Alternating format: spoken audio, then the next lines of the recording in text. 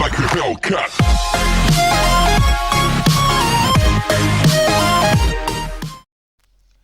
Hello and welcome back to the channel where I've got another Saturn review lined up. Obviously I've not done one for a little while, but I thought we did True Pinball a while back and there's not many pinball games on the Saturn, but I picked up this one a while back now for £5.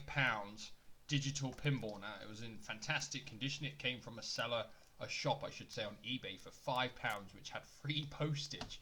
So I thought, why not get that? And I thought, because we've done True Pinball, we've got a direct comparison with another game on the system. So without further ado, let's go and take a look at my review of Digital Pinball. So, Digital Pinball came out in October of 1995, and the first thing you'll notice when you turn on the game is that it actually has an intro video. Now, unlike True Pinball, which I reviewed probably a few months back now actually, it has an intro video. True Pinball is a newer game, but it didn't. It literally just went straight into the title, and obviously you can see the intro video. It's pinball related. It shows the tables. I mean, it's a little bit odd. I thought it was a bit odd myself, but the fact it's got an intro is something, I guess. I'm not really sure it sets the mood. Maybe it does. Maybe I don't think it did for me. But it's there. It's interesting. It is what it is all I can say as far as the intro goes.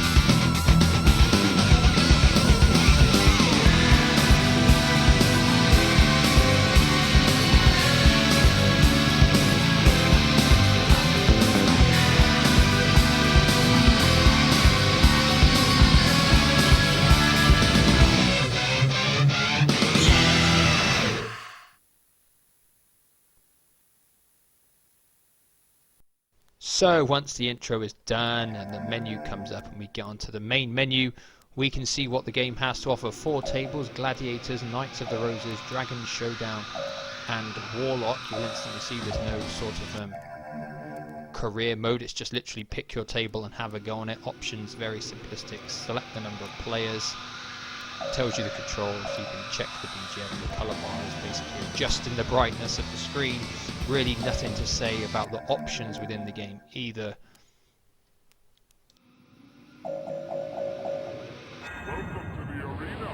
So once you've done fiddling around and you're ready to crack on and have a go at what Digital Pinball has to offer, you'll see the tables and the game begins. Now I'm going to do it like I always do, talk about the graphics and the sounds and the gameplay, and then how much sort of replay value this game has. Graphically, I will say it is superior to any of the 16-bit pinball games that came before it. It's not spectacular, but the tables are clear, you can see where everything is, and they do the job. I don't think it's quite as impressive looking as True Pinball. Obviously that is a slightly newer game. We'll probably make several references when comparing the two together over the course of this video. Now, in terms of the way the tables look in terms of one another, I didn't really find much of a difference, not enough of a difference in between the 4 tables to instantly tell them apart. I felt the tables were kind of cramped and felt small, and I was looking online at reviews of it in the Mean Machines magazine. I think they give this game 67%, and they cited that the cramped tables were one of its downsides. Another thing which frustrates me sometimes about the graphics is the way that the messages come up and cover part of the pinball table. Now they're obviously trying to replicate the digital board of a real pinball table that's behind the top of the board, but because that's not on the screen, on the pinball table on the screen is what I should say, the scores and the effects come up and they cover up part of the table, and I just find that a little bit frustrating, if I'm honest. I just feel like they could have done something better or different, and as well the effects are kind of just all that greeny colour that you got on all those old pinball tables of like the 80s and 90s.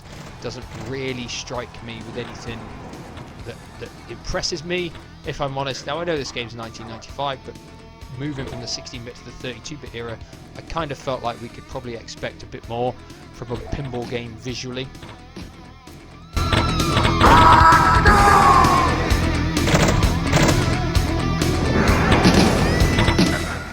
Now sounds and music is something that I consider quite important on a pinball game, especially the music tracks for each table. I kind of feel they need to be unique, they need to be striking, they need to be good to listen to actually make you want to play the game. Unfortunately, Digital Pinball, in my opinion, fails here.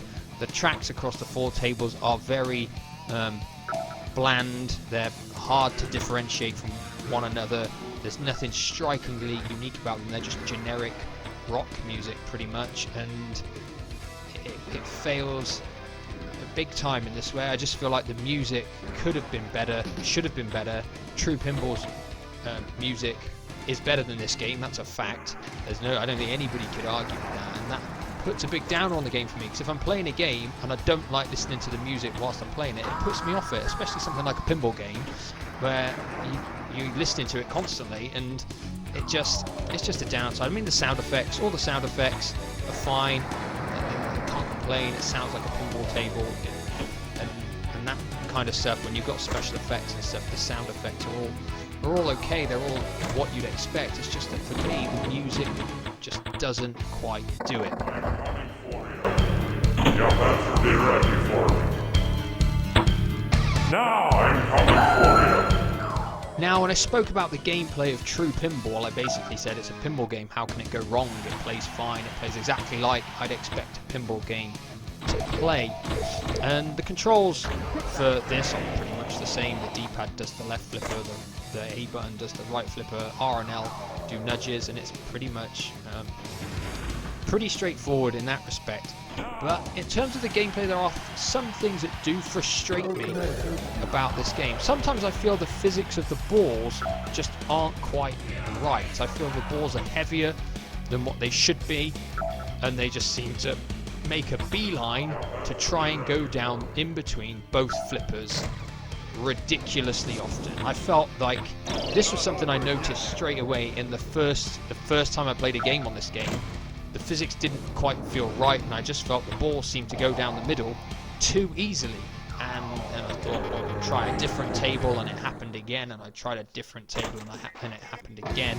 And it just kind of crushed the pinball experience for me. It just didn't quite feel right. And people, when I spoke about this game on a forum page on Facebook, somebody was saying, I put a comment saying Digital Pinball's not that great, and somebody else replied, no, ignore this guy, Digital Pinball's a fantastic game.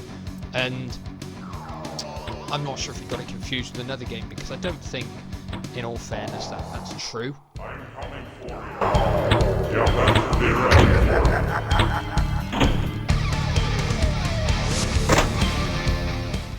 So, the big one, lifespan, or how much replay value you are going to get from Digital Pinball. Now, True Pinball excelled in multiplayer because you could have up to 8 people playing. Digital Pinball could only have up to 2 people playing, which diminishes its multiplayer value massively. It also suffers in the same way that True Pinball did. It just has 4 tables, no kind of any kind of one-player sort of experience, and that again diminishes its replay value. Really, all you can do is try and beat your high score.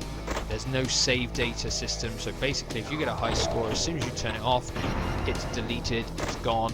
So again, that for me kills the replay value, because this is the kind of game that you could come back to every now and again, try and beat your high score, yeah, but no, because everything doesn't have a save system, there is nothing like that. You're just faced with the generic CPU scores every time you turn the game on. And it's a massive downside. I don't know why they would put that into effect when you're on a system which can save data, not to be able to save the high scores. I just think that's crippling for the lifespan of a game. And again, another thing that is not something that improves on the lifespan of the game is the fact the tables just all seem pretty similar. I wouldn't there's different colours, but I just feel like there's not enough going on each table to make you want to play the game repeatedly over a set amount of time. I mean, if you turn this game on, 10 minutes of it is probably enough, and if you've got other pinball games, then you wouldn't even be playing this game to start with. It genuinely just suffers in terms of its replay value because the lack of more people to play in multiplayer, and the fact you can't save your high scores is just a double whammy.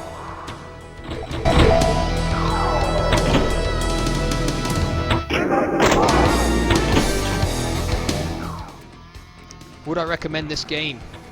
Probably not. Now, this game only cost me £5, and that included postage from a shop on eBay. I couldn't believe it when I saw it, and then I got it and it was in fantastic condition too.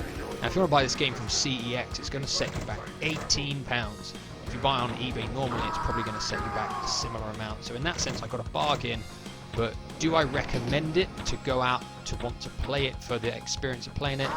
No, I can't recommend it. It's just simply not good enough. There are far better pinball games out there, far better games that you could spend £18 on at CEX or a similar amount on eBay. So I'm afraid this is a pass from me.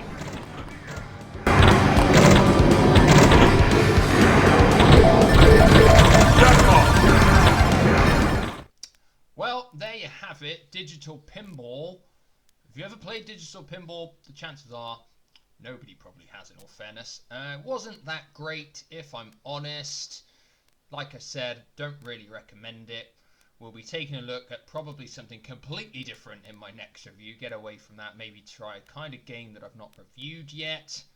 But that is it for Digital Pinball. It's a thumbs down for that one from me. But until next time, goodbye for now.